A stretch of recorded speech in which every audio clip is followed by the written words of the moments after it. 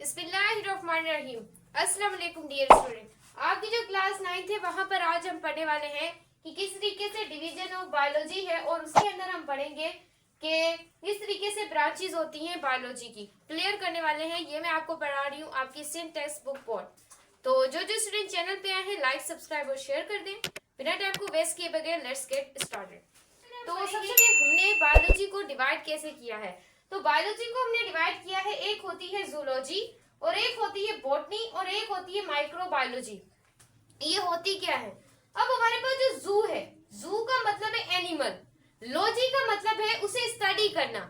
यानी कि वर्ड में से ही हमें पता चल रहा है कि ऐसी ब्रांच है बायोलॉजी की, ऐसी डिवीजन है बायोलॉजी की जहां पर हम एनिमल्स की स्टडी करते हैं। उसको सिंप्लीफाई हम क्या बोलते हैं? जूलॉजी कहते हैं। उसके बाद है बॉटनी। अब बॉटनी जो है वो ऐसी ब्रांच है बायोलॉजी की जहां पर हम प्लांट्स के बारे में पढ़ते हैं। प्लांट्स की स्टडी करने को हम क्या बोलते हैं? बॉटनी कहते हैं। उसके बाद है माइक्रोबायोलॉजी। माइक्रोबायोलॉजी से क्या मुराद है? ऐसी स्टडी जहां पर हम माइक्रोस्कोपिक ऑर्गेनिज्म को स्टडी करते हैं जो कि हम माइक्रोस्कोप के बिना देख ही नहीं सकते। उस ऑर्गेनिज्म को देखने के लिए, उस बैक्टीरिया, उस फंजाई, उस वायरस को देखने के लिए हमें किसकी हेल्प लेनी पड़ती है? माइक्रोस्कोप की हेल्प लेनी पड़ती है। किसकी हेल्प लेनी पड़ती है? माइक्रोस्कोप की लेनी पड़ती है। तो उसको सिंप्लीफाई हम उस डिवीजन को हम बोलते हैं माइक्रोबायोलॉजी कहते हैं। उसके बाद है ब्रांचेस ऑफ बायोलॉजी कि बायोलॉजी की कितनी ब्रांचेस है। तो बायोलॉजी की टोटल 15 ब्रांचेस है।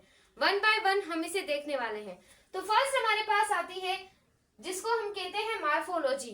मार्फोलॉजी एक ऐसी ब्रांच है बायोलॉजी की जहां पर हम पढ़ते हैं external form and external structure of organism.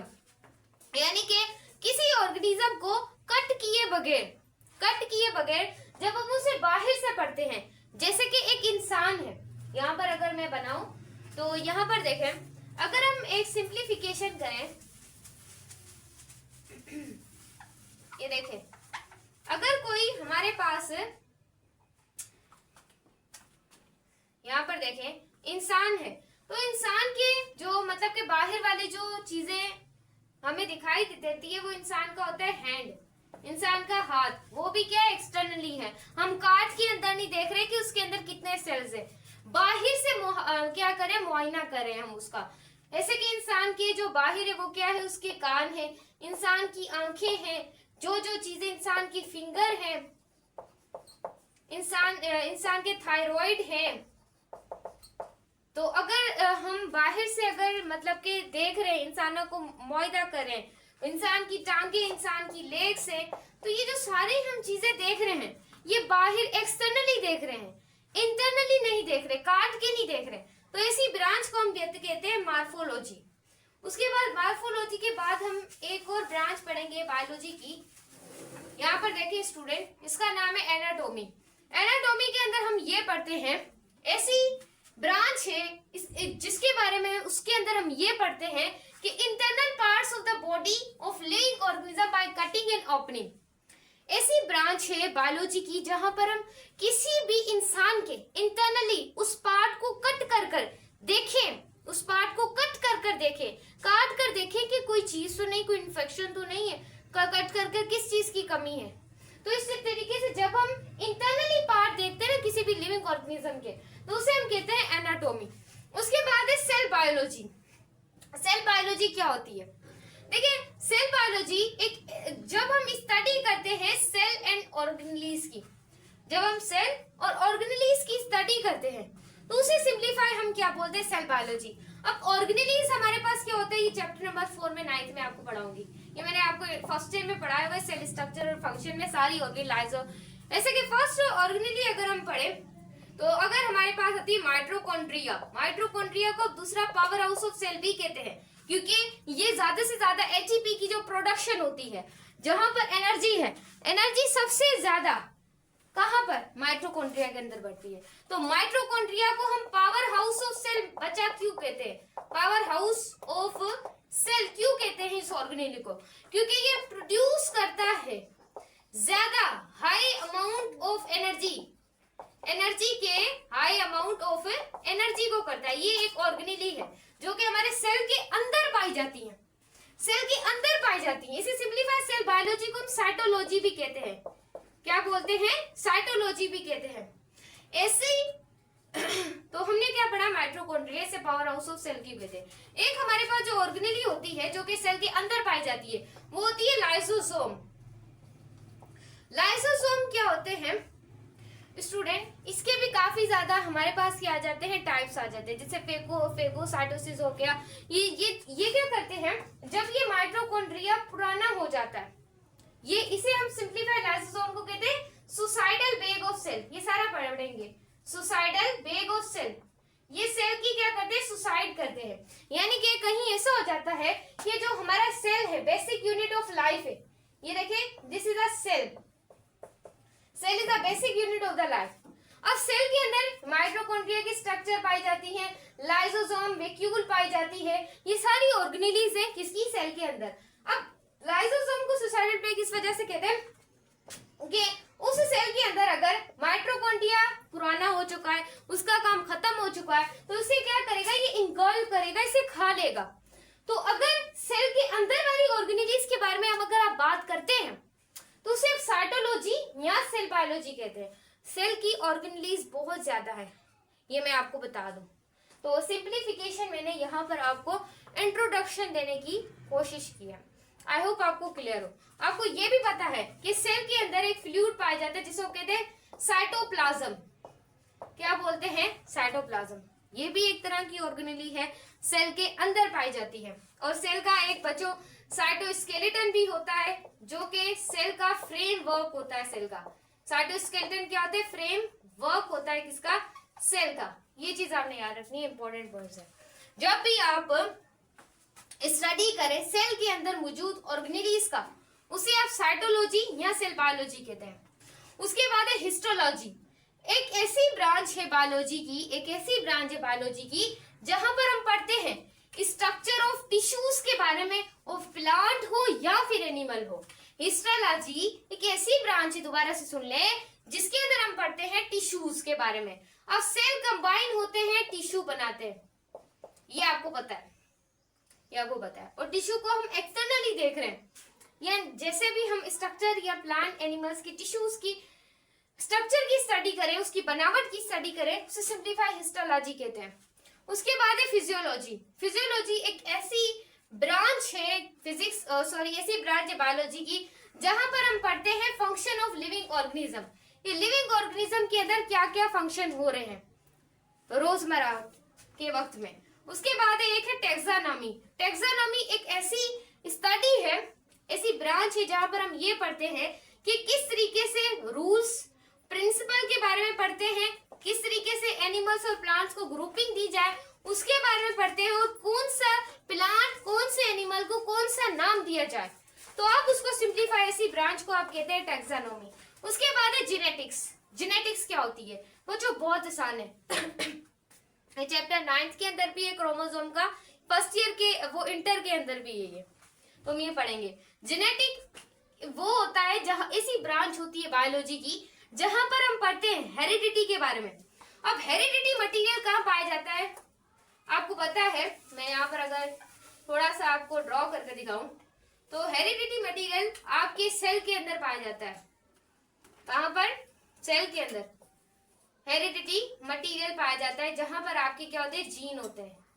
Gene क्या होता है? Small part of DNA, deoxyribonucleic acid का स्मॉल पार्ट होता है। अब जब हम पढ़ते हैं हेरिडिटी, जैसे कि एक मेल हो गई और दूसरी हमारा हो गई फीमेल हो गई, सही। अब मेल का क्या है? स्पर्म, फीमेल का क्या है? ओवम, सही। अब स्पर्म एंड ओवम मिले तो क्या बनेगा? एक जायगोट बनेगा, सही। क्या बना? एक जायगोट बना। अब जो अगर फॉर एग्जांपल मेल की आंखें ब्लू हैं, फीमेल की आंखें ब्राउन हैं, तो हम इससे ये अंदाजा लगा सकते हैं कि बच्चे की आंखें कैसे होंगी, न कि कौन से कलर की होंगी। तो ये भी कौन बताती है? बायोलॉजी बताती है हमें। सो ये क्या होंगी, कुछ बातें फीमेल से ली जाएंगी, बच्चे के अंदर होंगी, कुछ उसके मेल के अंदर जो चीजें वो उसके अंदर होगी, तो बच्चा क्या होगा, दोनों जैसा होगा। तो यहाँ पर क्या होता है, हेरिडिटी ट्रांसफर होती है करेक्टर पेरेंट्स से ऑफस्प्रिंग में। इनके पेरेंट्स होते हैं, उसका करेक्टर किसको मिलता है, उसके बच्चों को मिलता है। उसके बाद हमारे पास है डेवलपमेंटल बायोलॉजी। जब हम स्टडी करते हैं formation and development of embryo, अब जब एम्ब्रियो की स्टडी करते हैं, यानी कि वही मेल एंड प्लस आ गई फीमेल, एंड देन फिर क्या बनेगा, हमारे पास एक एम्ब्रियो बनेगा। तो जब उसकी स्टडी करते हैं, कैसे बनता है, कैसे डेवलपमेंट होती है, sperm and ovum to zygote and then baby is producing, development biology. उसके बाद है इन्वायरमेंटल बायोलॉजी, एक ऐसे जब हम स्टडी करते हैं relationship between non living factors. अब देखें, बाहर क्या है, इन्वायरमेंट है, इन्वायरमेंट के ऊपर अंदर क्या है, हवा है, एयर है, एयर रेजिस्टेंस मौजूद है फिजिक्स के हिसाब से देखें। अब वो जो हवा है वो कौन सा मेन किरदार अदा करेगी। अब जो हवा है वो अगर किसके ऊपर इफेक्ट करेगी, लिविंग ऑर्गेनिजम्स जो हैं उनके ऊपर हवा क्या करेगी, अपना इफेक्ट डालेगी। सिंपल है, इफेक्ट डालेगी। जब हम देखें, क्योंकि ये नुकसान हो जाते हैं किसको, लिविंग को, इस वजह से हम इसे बायोलॉजी में पढ़ते हैं, जो भी इफेक्ट देते हैं। अब है पैलेंटोलॉजी। पैलेंटोलॉजी एक ऐसी ब्रांच है बायोलॉजी की जहां पर हम पढ़ते हैं the study of remote past organic life, यानी कि काफी सदियों पहले, यानी कि क्या, काफी सदियों पहले इस दुनिया में रहते थे डायनासोर। अब अगर काफी सदियों के बाद कोई इंसान कोई जंगल में गया है, उसे डायनासोर की कोई हड्डी मिल गई है, कोई बोन मिल गई है, उसकी बोन उठा के ले आया है, तो क्या।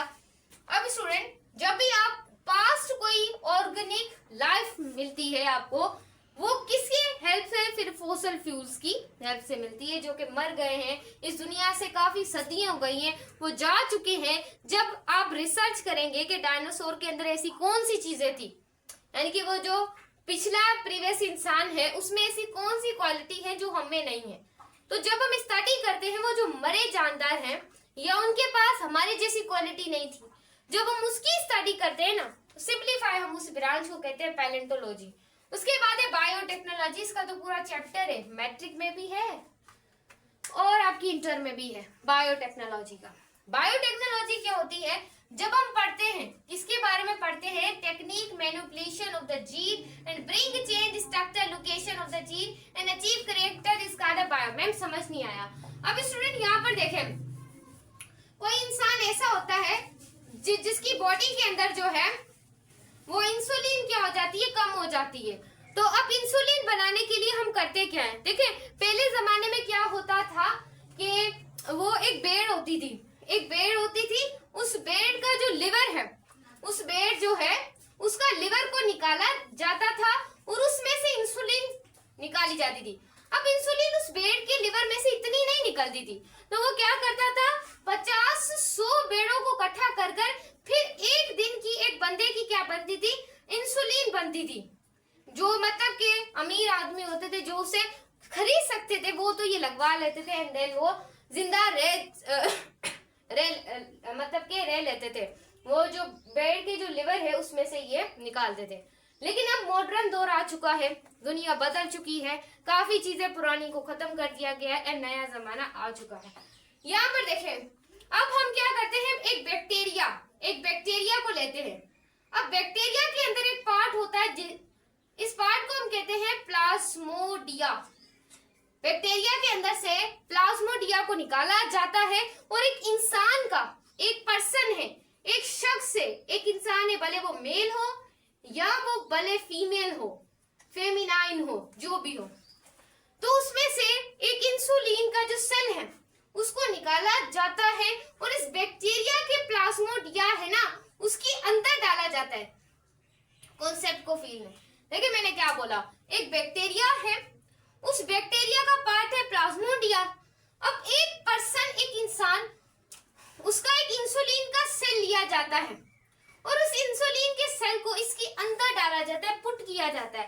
तो बैक्टीरिया क्या करता है, इसकी मल्टीपल कॉपीज बनाता रहता है। अब मार्केट में देखें इंसुलिन की डब्बियां बहुत ज्यादा हैं, क्योंकि तब ऐसे मल्टीपल चीजें नहीं थी, ऐसी स्लिट्स नहीं थी जहां पर ये बन जाते। बैक्टीरिया किसी को पता ही नहीं था इस चीज के बारे में, लेकिन अब मॉडर्न दौर है, मार्केट के अंदर इतनी सारी इंसुलिन पड़ी है, बहुत ज्यादा पड़ी हुई है। तो ये सारा किसकी वजह से हुआ? मॉडर्न दौर बायोलॉजी की वजह से हुआ। क्या हुआ कि हमने ज्यादा से ज्यादा देखे, मैंने जो आपको ये बताया है, ये देखे सारा यही बताया है। जब हम मैनिपुलेशन करते हैं किसी भी जीन, किसी भी पर्सन के जीन को निकाल कर उसकी लोकेशन और स्ट्रक्चर को चेंज करते हैं और हमें वही कैरेक्टर फिर अचीव हो जाता है, इसे हम कहते हैं बायोटेक्नोलॉजी। एक है सोशल बायोलॉजी। अब सोशल बायोलॉजी का जो हम इस वजह से पढ़ते हैं, the study of the social behaviour of living organism. Living organism के सोशल बिहेवियर को पढ़ने को हम सिंप्लीफाई कहते हैं सोशल बायोलॉजी। उसके बाद है पेरिस्टोलॉजी। देखिए पेरिस्टोलॉजी क्या होती है बच्चों? देखिए मच्छर, मॉस्किटो। अब मॉस्किटो क्या करते हैं, हमारी स्किन है उसके ऊपर आके बैठते हैं। मैम बैठे, मच्छर बैठ गया हमारी स्किन के ऊपर। अब वो बच्चों क्या करेगा? आपको काटेगा, आपको नुकसान पहुंचाएगा। क्या पहुंचाएगा? वो मच्छर काटेगा, आपको नुकसान पहुंचाएगा। उसके बाद नुकसान पहुंचाने के बाद वो अपना क्या ले ले? फायदा ले ले। यानी कि अपना फायदा भी, खून भी पी ले, अपना फायदा भी ले ले वो बैक्टीरिया, वो जो मच्छर है, और हमें नुकसान भी दे जाए, हमें कोई भी फायदा न दे, अपना फायदा करे और हमारा नुकसान करे। तो ऐसी चीजों को हम कहते हैं पैरासाइट। जैसे कि जो पर्सन है उनके सर में जो है वो जुएं भी पड़ जाती हैं, वो भी क्या करती हैं? इंसान का खून पीती रहती हैं, उसको नुकसान भी पहुंचाती रहती हैं और उससे फायदा भी लेती रहती हैं। तो ऐसी चीज को बायोलॉजी में हम कहते हैं पैरासाइट। उसके बाद है पेरिस्टोलॉजी। अब पेरिस्टोलॉजी क्या होती है ये मैंने बता दिया। अब है फार्माकोलॉजी। फार्माकोलॉजी के हम पढ़ते हैं एक्शन और ड्रग्स के बारे में। अब ड्रग्स के एक्शन में हम एक्सप्लेन करें। देखें, कुछ लीगल्स होती हैं और कुछ इलीगल्स होती हैं। लीगल से क्या मुराद है? जो कि हम अपने फायदे के लिए इस्तेमाल करते हैं, जो कि हम अपने प्रॉफिट के लिए इस्तेमाल करते हैं। जैसे कि कोई दवाई पी ली, बुखार हो गया, पेनाडोल खा ली, ये जो सारी जो चीजें हैं अपने फायदे के लिए ले रहे हैं। अब जो इलीगल है वो है शराब, अल्कोहल है, कोई जो चीजें that I can not repeat the names on this things. तो बच्चों वो क्या होती है? इलीगल होती है। उसके बाद है हमारे पास मॉलिक्यूलर बायोलॉजी। मॉलिक्यूलर बायोलॉजी में हम पढ़ते हैं organic molecule constitute cell and organic, यानी कि ऑर्गेनिक मॉलिक्यूल के बारे में पढ़ते हैं जो कि सेल के अंदर मौजूद होते हैं। उसको सिंप्लीफाई आप क्या बोलते हैं? Molecular biology. चलिए मिलते हैं नेक्स्ट वीडियो में। Bye bye.